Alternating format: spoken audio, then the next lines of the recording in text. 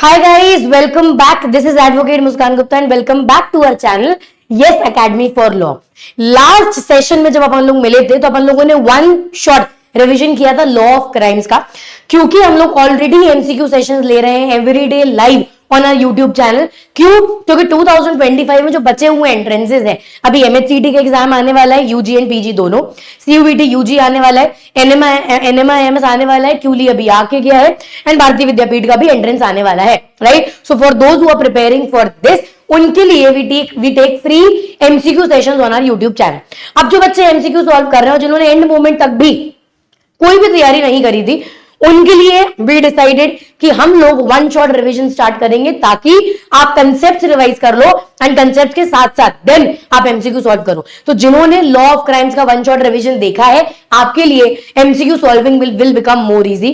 वैसे ही आज हम लोग रिवाइज करने वाले हैं लॉ ऑफ कॉन्ट्रैक्ट। क्योंकि हम लोग एंट्रेंस लेवल की बात कर रहे हैं तो बहुत ज्यादा कॉन्ट्रैक्ट यहां पर नहीं आता है, पर वो कुछ टॉपिक्स जिनसे पेपर में सवाल आते हैं।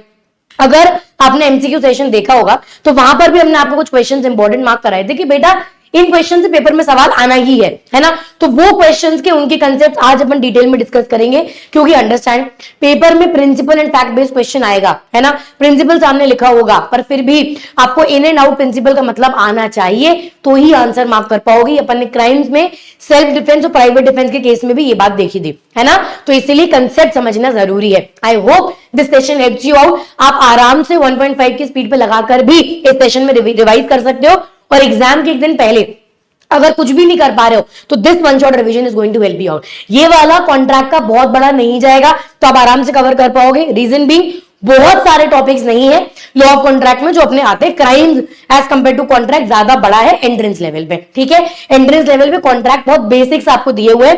फटाफट से अपन एक बार रिवाइज कर लेते हैं। टारगेट बीइंग वेरी सिंपल कि आज सेशन का एंड होते होते अपना कॉन्ट्रैक्ट के जो सवाल पेपर में आते हैं उनसे रिलेटेड बेसिक्स क्लियर हो, ठीक है। चलिए स्टार्ट करेंगे। आई होप आप एक पेपर और पेन अपने साथ लेके बैठोगे, ताकि आपको जो इंपॉर्टेंट समझ में आ रहा हो वो आप साइमल्टेनियसली साथ साथ मार्क करते ही चलेंगे, है ना। सबसे पहले हम लोग बात कर रहे हैं, अच्छा जब भी कोई बात करोगे, जब भी कोई लॉ पढ़ोगे, उसका ईयर याद कर लिया करो। Indian contract act 1872। कभी कभार जीके के, लीगल जीके के एक आध सवाल इस पर भी आ जाता है कि इंडियन कॉन्ट्रैक्ट एक्ट का ईयर क्या है। So Indian contract act is 1872 came into effect from 1st of September 1872। ये दोनों सवाल लीगल जीके के हिसाब से अपने लिए इंपॉर्टेंट है, तो इनको ध्यान रखना। इंडियन कॉन्ट्रैक्ट एक्ट का ईयर है 1872 और 1 सितंबर 1872 से ये अप्लाई हो गया था। अब इंडियन कॉन्ट्रैक्ट एक्ट के अंदर कुछ टर्म्स आते हैं, राइट, पर उसके पहले सबसे पहले अपन समझ लेते हैं सबसे important term, that is agreement क्या है और कॉन्ट्रैक्ट क्या है, ठीक है। अग्रीमेंट क्या है और कॉन्ट्रैक्ट क्या है, तो देखो भाई आराम से समझना। एक बेसिक सी इक्वेशन अपन लोग याद करेंगे और आपको क्लियर हो जाएगा कि अग्रीमेंट क्या है, ठीक है। कोई भी कॉन्ट्रैक्ट स्टार्ट सबसे पहले विद ऑफर, ठीक है। तो हर कॉन्ट्रैक्ट में एक पार्टी है जिसको हम लोग कहते हैं ऑफरर। ऑफरर क्या कर रहा है, ऑफरी को, तो दो पार्टीज अपन ने यहां पे जान ली। ऑफरर जो ऑफर दे रहा है, क्या तुम मेरा फोन खरीदोगे, वो ऑफरर है। जिसको ऑफर दे रहा है, अब वो कोई भी हो सकता है, वो पब्लिक एट लार्ज हो सकता है, हम बहुत सारे लोगों को ऑफर दे सकते हैं, किसी को स्पेसिफिक दे सकते हैं, टाइम बाउंड ऑफर दे सकते हैं कि 1 हफ्ते तक ही वैलिड है, and a lot of things are there, है ना। तो मैं जिसको ऑफर दे रही हूं वो कौन कहलाएगा, ऑफरी, है ना। तो दो लोग हैं, ऑफरर और ऑफरिंग। तो सबसे पहले there has to be a proper offer. अब ऑफर के भी कुछ कंडीशंस होते हैं, कुछ तरीके होते हैं, कुछ चीजें होती हैं जो फुलफिल होना चाहिए, जो अपन आगे पढ़ेंगे। तो सबसे पहले there has to be an offer, ठीक है।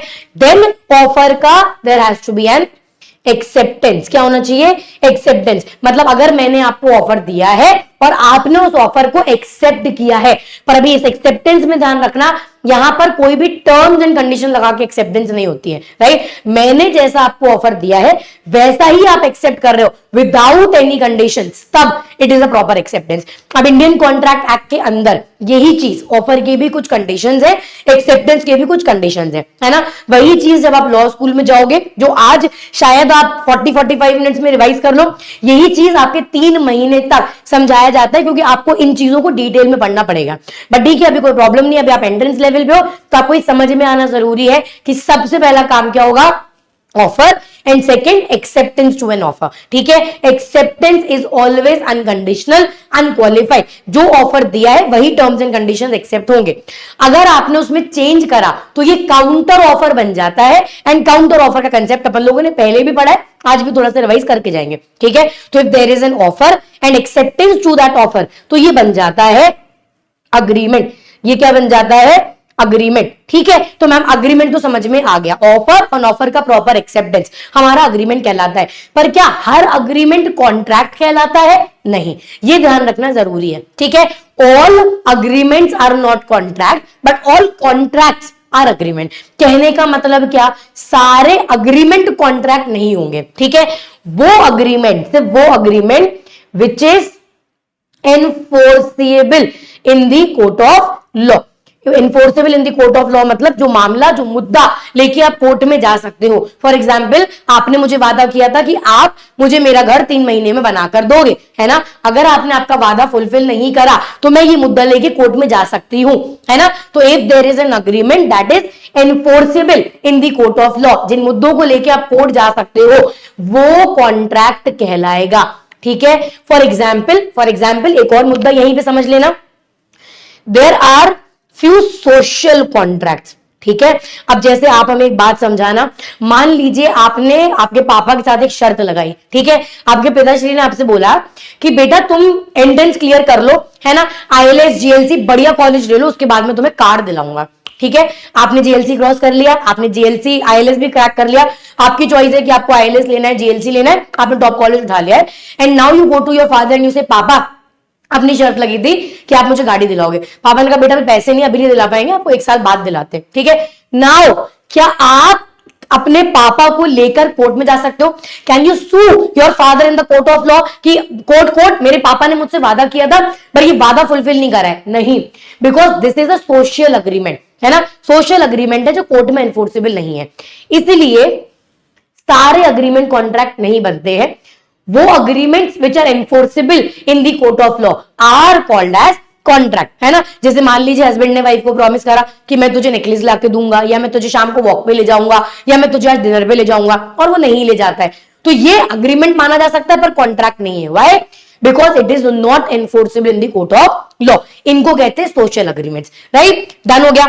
इसलिए there is a saying, and ये ध्यान रखना, ऑल कॉन्ट्रैक्ट, देखो कॉन्ट्रैक्ट बनने के लिए वो अग्रीमेंट होना तो जरूरी है ना। So all contract are agreements but all agreements are not contract. सारे कॉन्ट्रैक्ट अग्रीमेंट्स के थ्रू ही बनते हैं, पर सारे अग्रीमेंट कॉन्ट्रैक्ट नहीं है। ओनली वो अग्रीमेंट्स जो कोर्ट में एनफोर्सेबल है उनको हम लोग कॉन्ट्रैक्ट कहते हैं। ठीक है, अब इसके सिवाय और कंडीशंस क्या आ जाती हैं? There has to be lawful consideration, है ना, there has to be lawful object, then there has to be competency of party. तो सिर्फ ऑफर एक्सेप्टेंस से कॉन्ट्रैक्ट नहीं बनता है, और भी चीजें हैं, है ना। जो पार्टीज है वो कॉम्पिटेंट होनी चाहिए, लॉफुल ऑब्जेक्ट होना चाहिए, लॉफुल कंसिडरेशन होना चाहिए। इन पे एक एक करके अपन लोग चर्चा यहां पर करेंगे। ठीक है, अभी तक अपने को ये समझ में आ गया, offer, acceptance, agreement, and agreement which is enforceable in the court of law is called as contract. तो सारे अग्रीमेंट्स कोर्ट में एनफोर्सेबल नहीं होते हैं, तो सारे अग्रीमेंट्स कॉन्ट्रैक्ट भी नहीं होंगे। So all agreements are not contract but all contracts are agreements. ठीक है, फेमस सेइंग है, इंडियन कॉन्ट्रैक्ट एक्ट के अंदर सबसे ज्यादा पेपर में आती है। ठीक है, डन है। तो कॉन्ट्रैक्ट की डेफिनेशन अपनी क्लियर होगी। An agreement enforceable by law is called as contract. Simple words में अग्रीमेंट प्लस एनफोर्सिबिलिटी हमारा क्या बनाता है? कॉन्ट्रैक्ट। ठीक है, ये बेसिक हो गया। अब अपन लोग आते हैं essential elements of a valid contract. ये बेसिक्स हैं। ठीक है, इन पे पेपर में सवाल आता है। तो अपन आते हैं, सबसे पहला 2 पार्टीज होना जरूरी है ऑब्वियसली, एक ऑफरर एंड एक ऑफरी, है ना।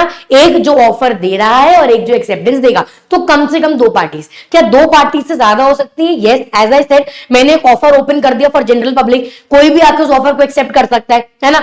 एक लिमिटेड टाइम पीरियड तक ऑफर मैंने ओपन कर दिया कि जो भी लॉ एंट्रेंस का एडमिशन लेता है फॉर इतने इतने पीरियड ऑफ टाइम, उसको इतना इतना डिस्काउंट मिलेगा, है ना। सो 2 पार्टीज मिनिमम चाहिए, one that is an offeror and second that's an offeree. Right, next आता है, there shall be an offer और प्रपोजल बाय वन पार्टी। देखो याद करो, कॉन्ट्रैक्ट शुरू ही कहां से हो रहा था? पहला ऑफर एंड दूसरा acceptance, right. So number 1 there has to be an offer, ठीक है, एक ऑफर है, offer made should be accepted by the other party. अब जितने भी लोग एक्सेप्टेंस पढ़ रहे हैं, है ना, ये रेगुलर लेक्चर्स में तो अपन ने पढ़ाई है, पर अभी भी अगर आप नोट्स बना रहे हो तो वहां पे लिख लेना, acceptance is suppose to be unconditional and unqualified. जो मैंने ऑफर दिया है वही एक्सेप्ट करोगे तो प्रॉपर एक्सेप्टेंस है। अगर कंडीशनल एक्सेप्टेंस है तो वो कई बार काउंटर ऑफर बन जाता है, और काउंटर ऑफर के केस में अगर तुमने मुझे ऑफर दिया, it is as simple as आप सब्जी वाले के पास जाके बार्गेन करते हो, राइट, तो सब्जी वाले ने आपको बोला 10 रुपए, आपने बोला नहीं भैया 8 रुपए, है ना, तो जब आप ऑफर के अगेंस्ट अपना ऑफर देते हो वो काउंटर ऑफर कहलाता है। और काउंटर ऑफर के केस में हमेशा याद रखना पहला ऑफर इनवैलिड हो जाता है। तो मैंने जो ऑफर आपको दिया, अगर आपने उसके बदले में मुझे ऑफर दिया तो ये काउंटर ऑफर कहलाएगा, प्लस मेरा ऑफर इनवैलिड हो जाएगा, है ना। तो there has to be an offer and there has to be an acceptance to that offer. अगर ऑफर के बदले मुझे वापस ऑफर आया तो वो कॉन्ट्रैक्ट नहीं होगा, क्यों, क्योंकि मेरा ऑफर इनवैलिड हो जाएगा। अब अगर आपका ऑफर में एक्सेप्ट कर लूं तो वो कॉन्ट्रैक्ट बनेगा, अगर मैंने इसके अगेंस्ट ऑफर दे दिया तो अगेन ये क्या बन जाएगा, हमारा काउंटर ऑफर।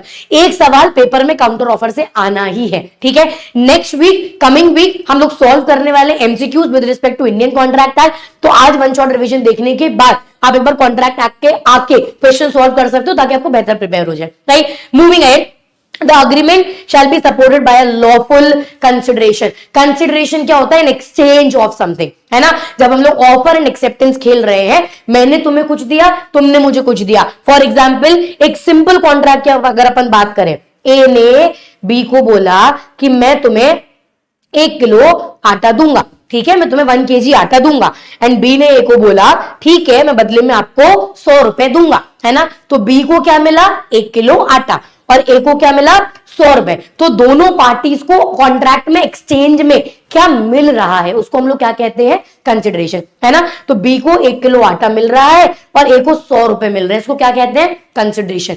पर ये कंसिडरेशन शुड बी लॉफुल, है ना, समथिंग रिकॉग्नाइज्ड बाय लॉ। अब फॉर एग्जाम्पल इसी को चेंज करके देखते हैं। अच्छा, 1 किलो आटा के बदले 100 रुपए देना, ये तो लीगल है, पर मान लीजिए ए और बी के बीच में अग्रीमेंट होता है कि ए बी को 100 ग्राम कोकेन देगा, ठीक है, एंड बी ए को उसकी जगह 1 करोड़ रुपए देगा। डन। से ए बी को 100 ग्राम कोकेन देगा एंड बी ए को 1 करोड़ रुपए देगा, है ना। तो अब यहां पर ये जो तुम 100 ग्राम कोकेन दे रहे हो ये कंसिडरेशन तो है, पर ये लॉफुल कंसिडरेशन नहीं है, because this is something that is not allowed in the law, है ना। नारकोटिक्स के अंदर नारकोटिक सब्सटेंसेस से डील करना इंडिया में अलाउड नहीं है ना। तो अगर आप ये कर भी रहे हो तो कंसिडरेशन तो दोनों को मिला, क्योंकि एक्सचेंज में कुछ ना कुछ मिला, पर ये कंसिडरेशन वैलिड नहीं है, because this is not justified by the law, ठीक है। चलिए नेक्स्ट हम लोग आते हैं, the object and consideration of the contract shall be legal. तो अगर आप किसी से कॉन्ट्रैक्ट कर रहे हो, मान लो आपने किसी को सुपारी दी कि तू जाके XYZ इंसान को मार देना, ठीक है मैम, हमारे बीच में तो कॉन्ट्रैक्ट हो गया, ये कॉन्ट्रैक्ट कोर्ट रिकॉग्नाइज नहीं करता because it's an illegal contract, है ना। आपका ऑब्जेक्टिव ऑफ कॉन्ट्रैक्ट भी गलत है एंड जो कंसिडरेशन है वो भी गलत है। तो जब भी कॉन्ट्रैक्ट हो रहा है, स्टार्टिंग में आपको यही समझा रहे थे, ऑफर एक्सेप्टेंस से कॉन्ट्रैक्ट नहीं बन जाता है, there has to be offer, there has to be acceptance, legal object मतलब object of contract is correct, illegal नहीं है, and consideration legal है, ये terms important है। इसी के साथ एक चीज और आती है, that is competency of party, ठीक है, ये आगे आएगा। नेक्स्ट पॉइंट पे आ जाओ, the parties to the contract shall be competent to contract.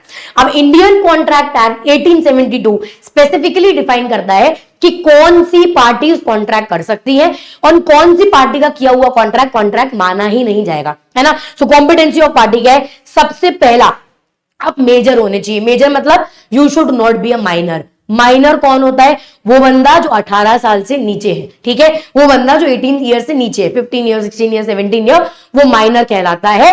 And Mori Bibi versus Dharmdas Ghosh, है ना, साथ साथ आपका एक जजमेंट भी हो जाएगा, Mohori Bibi versus Dharmdas Ghose. Indian contract act का इंपॉर्टेंट केस है, यहां पर बोला था any agreement with minor is void ab initio. क्या बोला था, any agreement with minor is incompetent to enter into a contract, so any agreement with minor is void ab initio. Now what do you mean by void ab initio? void ab initio का मतलब क्या होता है, invalid since the beginning। जिस दिन वो contract हुआ है उस दिन से हम उसको कॉन्ट्रैक्ट मानते ही नहीं है। वाई, क्योंकि माइनर कॉन्ट्रैक्ट कर ही नहीं सकता है, minor is not competent to enter into a contract, ठीक है, ये पहला हो गया।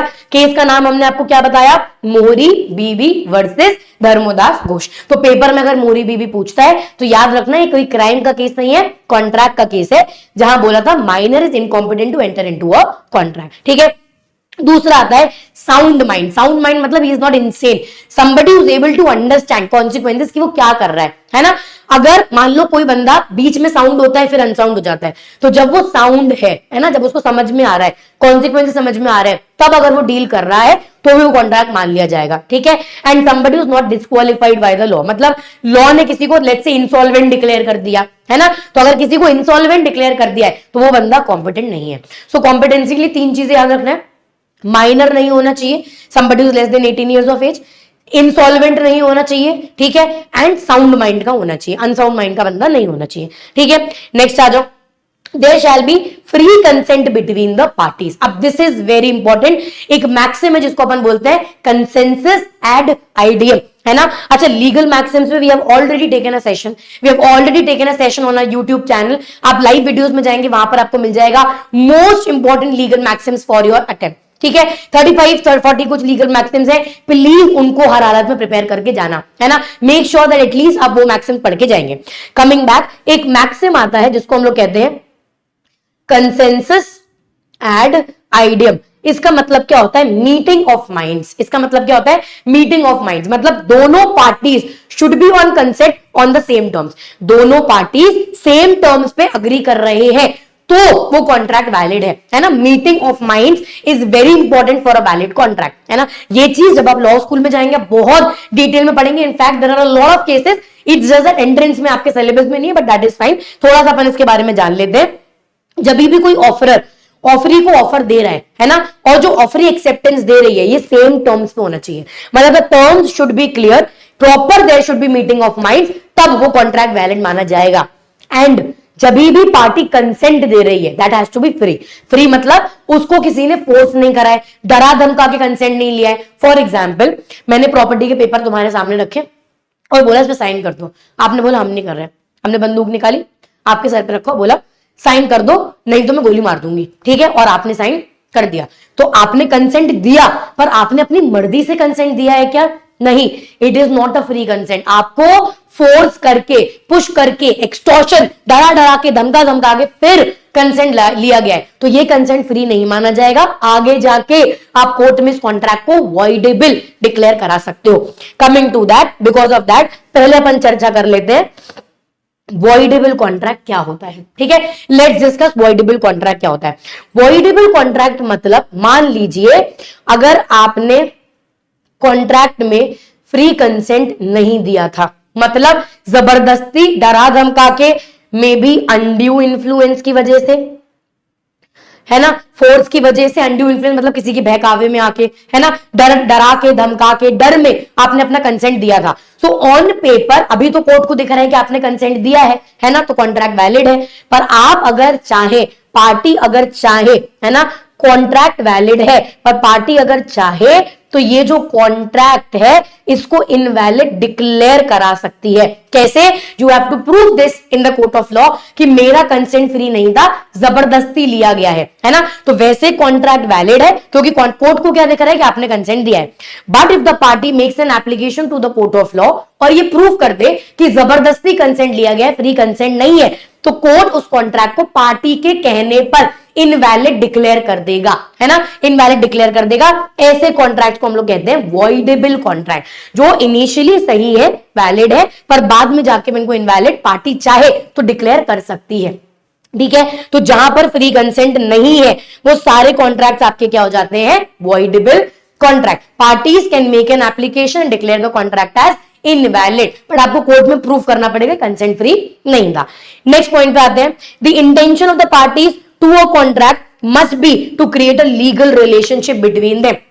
इससे रिलेटेड बैल्फर वर्सेस बैल्फर का भी एक केस था। ठीक है, जब भी दो पार्टीज आपस में अग्रीमेंट कर रही हैं तो उनका पर्पस लीगल रिलेशनशिप का होना चाहिए, है ना। इस वजह से जब मेरी और बिल्डर के साथ अग्रीमेंट हुआ था, स्टार्टिंग में अभी अपन ने चर्चा करा कि ये मुझे 3 महीने में घर बना के देगा और मैंने अकॉर्डिंगली पैसे एडवांस दिए, तब मेरी इंटेंशन लीगल रिलेशनशिप क्रिएट करने की है कि भाई कल को अगर तुमने मुझे घर बना के नहीं दिया, I will see you in the court of law, that will be considered as breach of contract. Breach of contract मतलब तुमने वादा किया था पर तुमने अपना काम फुलफिल नहीं करा है, तो मैं ये मामला लेके कोर्ट में जाऊंगी। सो लीगल रिलेशनशिप क्रिएट करने की इंटेंशन है। पर जब आप आपके पापा के साथ शर्त लगा रहे थे कि पापा मैं आईएलएस क्रैक करूंगी, बदले में आप मुझे कार दिलाना, है ना, जब आप ये शर्त लगा रहे थे तब लीगल रिलेशनशिप क्रिएट करने की इंटेंशन नहीं थी।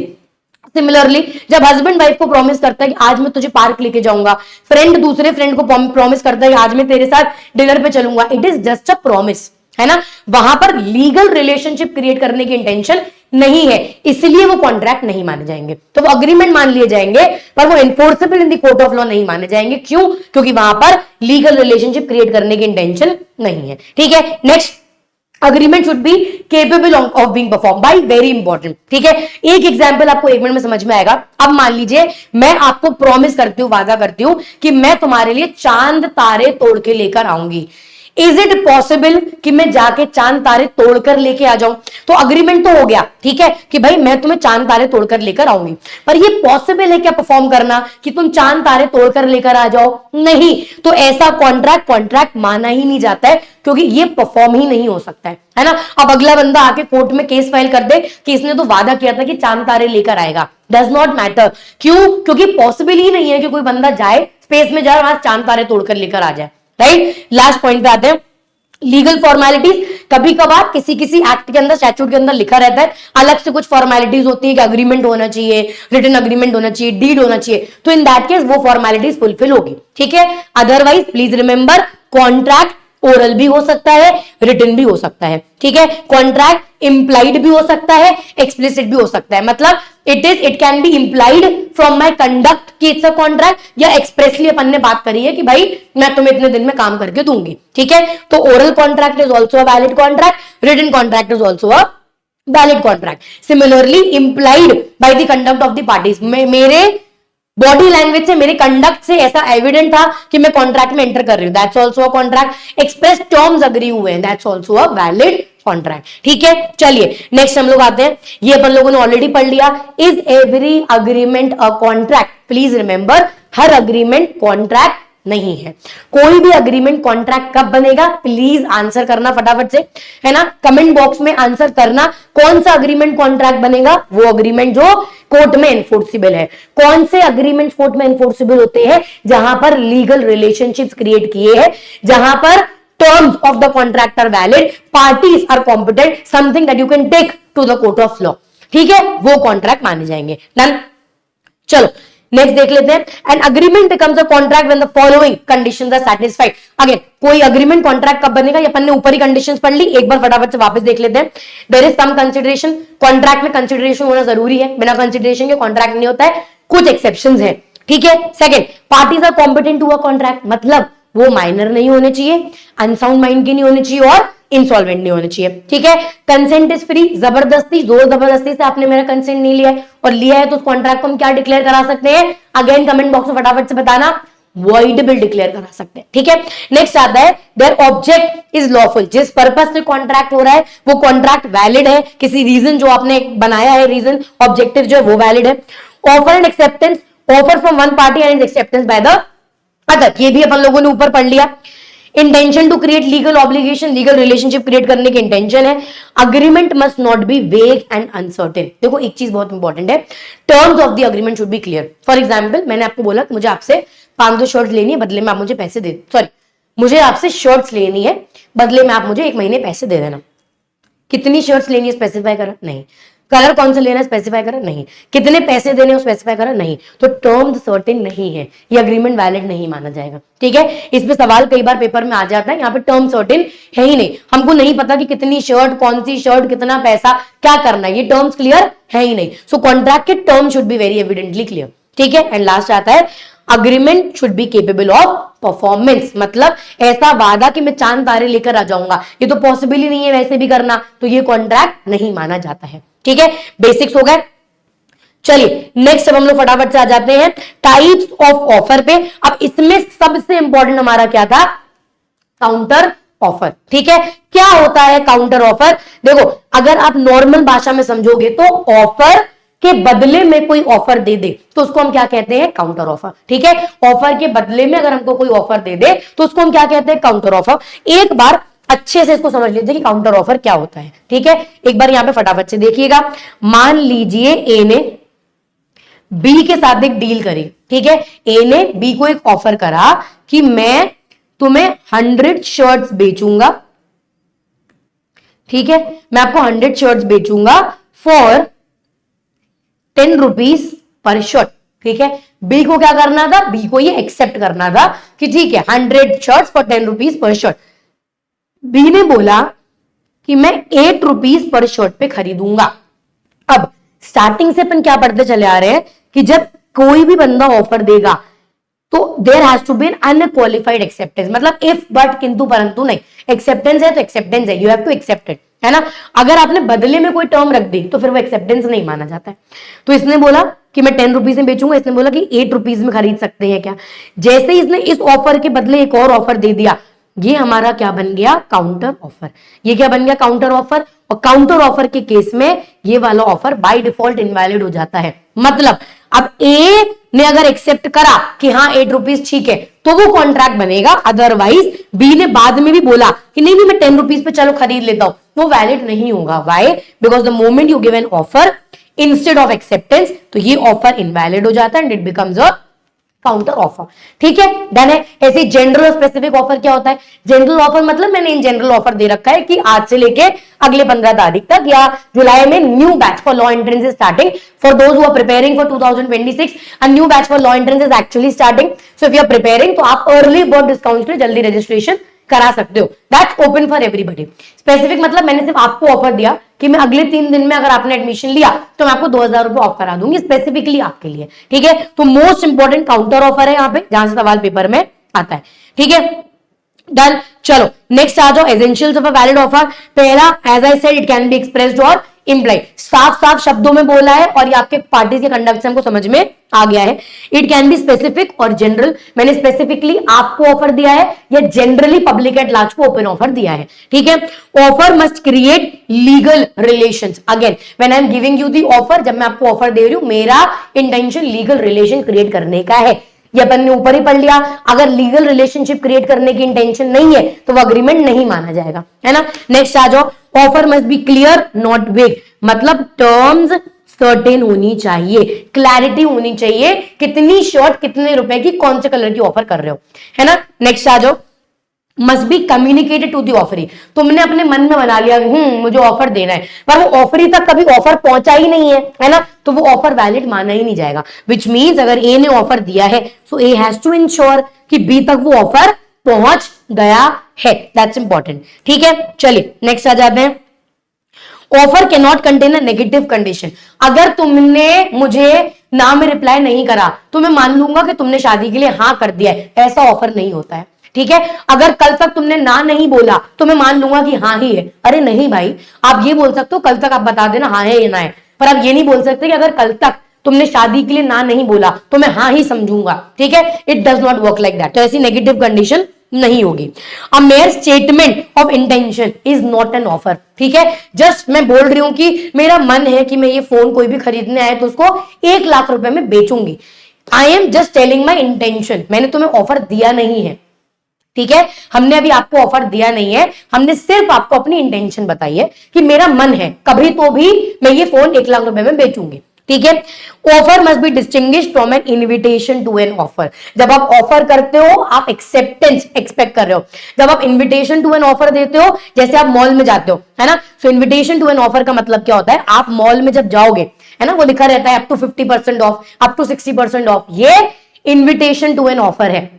ठीक है, you will go in that store, आपको जो पसंद आएगा वो आप दुकानदार को बोलोगे कि मुझे खरीदना है, तब यू मेक एन ऑफर, है ना। तो वो ऑफर नहीं है, it's an invitation to an offer, कि आप आओ और ऑफर करो और हम लोग एक्सेप्ट करेंगे। ठीक है, डन है। चलिए नेक्स्ट हम लोग आते हैं, इन्विटेशन टू एन ऑफर हो गया। नेक्स्ट हम लोग आते हैं capacity of a party to enter into a contract. ये क्या है? ये वही है जो अपन अभी पढ़ रहे थे, दैट इज पढ़ के आए हैं अपन लोग ऊपर अभी ही, that is competency of parties. ठीक है, क्या क्या पढ़ लिया था अपन लोगों ने यहाँ पे? एक, वो माइनर नहीं होना चाहिए, should not be less than 18 years of age, मतलब any person who is minor is not competent to enter into a contract.